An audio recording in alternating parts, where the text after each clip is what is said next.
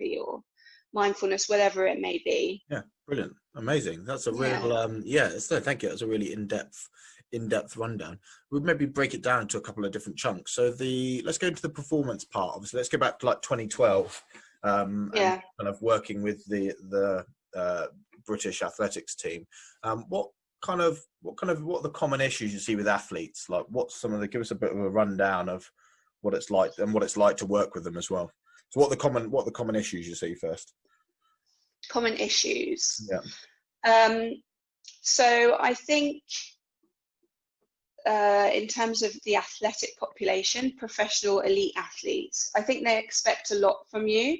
I don't necessarily think that's an issue, perhaps. When you say expect a lot from you, do you mean what, in terms of attention or in terms of fixing me, or what do you mean by that? A little bit of both. So obviously it's understandable if you're a professional athlete, you want to feel your best all the time because you want to fulfill your goal and you want to perform at your best.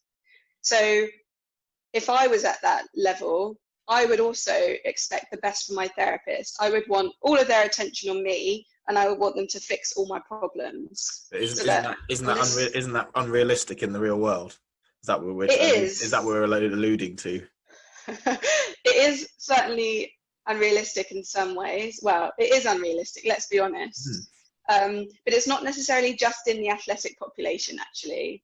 It's just there's a spectrum. And I suppose maybe professional athletes are that little bit more they're pushing the boundaries, aren't they? They want to that's the whole aim of the game, right? When you get to that level, you're pushing the boundaries, and I guess you want the support and the want your body to work in an optimal way. But I guess one of the byproducts and one of the debts that needs to be paid is the fact that when you push your body, when you damage your body to that extent, I guess it always comes with a price to pay. So I guess I think I can understand what you're saying. Obviously, this idea that you're having to balance realism and helping them perform and be their best, but then also recognize that sometimes you do get injured. So I mean, when you're pushing your body to those limits, sometimes injury is inevitable. We just want to minimize those risks of injury as much as we can, and it's sometimes quite complicated because, as we know,